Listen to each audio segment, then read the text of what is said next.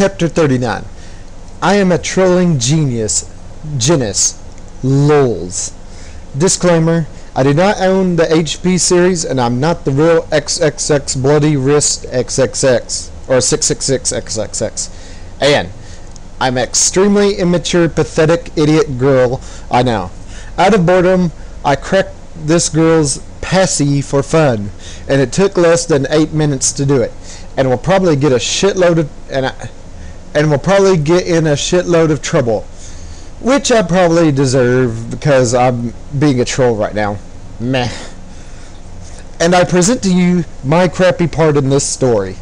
And take note, I haven't finished reading this fic yet, but instead skip over to skim chapter 38.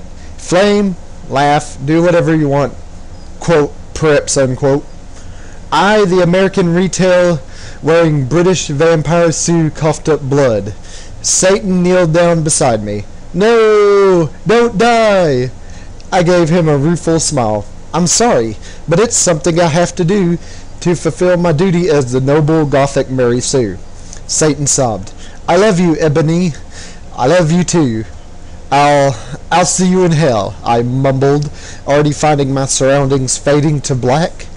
B' Lady Mary Smith suddenly popped into the room for no apparent reason. She frowned when she realized the room was oddly quiet, but at the sight of Ebony's lifeless body she screamed. Her face became pale with horror. She screamed for the healers, Dumbledore, McGoogle, and every single Gothic person she could think of. Suddenly, a glow started to surround the body of Ebony. Everyone stared in shock. Her body started to lift ever so slowly, and then, to everyone's shock, it started to incinerate. When everyone realized what was happening, they rushed over to try to rescue the body. But it was too late. The Sioux had become nothing more than a pile of ashes. A loud resounding of everyone bellowing, "No!" filled the room. A flash of white light from the ashes then started to bounce around the room. Everyone cowered in fear and were temporarily blinded. When it was over, things changed. All the silly goth clothes dropped from everyone's bodies. And I refuse to explain how the hell that happened. And in their place, clothes the characters would normally wear in canon appeared on their bodies. When everyone got over the shock of becoming free of the Gothic power, everybody cheered. Everyone started to sing, "Dig, dig dog, the Sioux is dead." That is until all the HP characters realized the true implications of becoming more canon-like again. All the characters who were supposed to be dead fell to the floor, their bodies cold and lifeless. Harry and Voldemort started dueling. On the left side of the two, the battle of the light side and the dark side was reaching a climax. And because the replacement author also likes to screw around with canon, Draco and Hermione fled the scene and got married.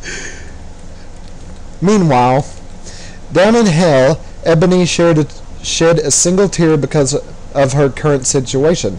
A situation that would live on for all eternity, or at least until the end of fan-fiction time. She lost it all. She knew she had to remain strong. Nothing would ever break her down. She looked down over her pale body and frowned.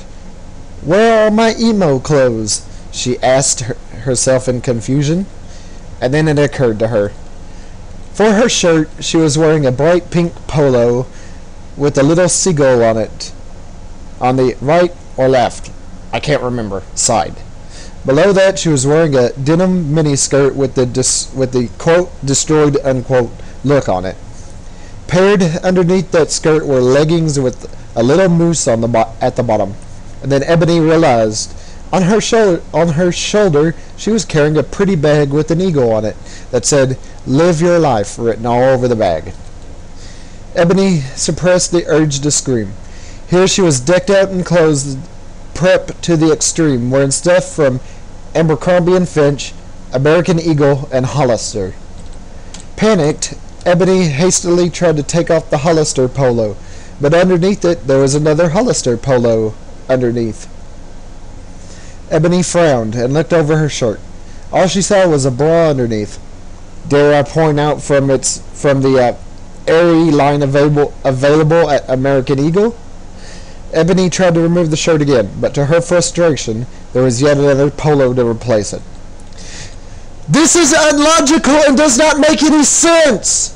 Ebony bellowed out into the air.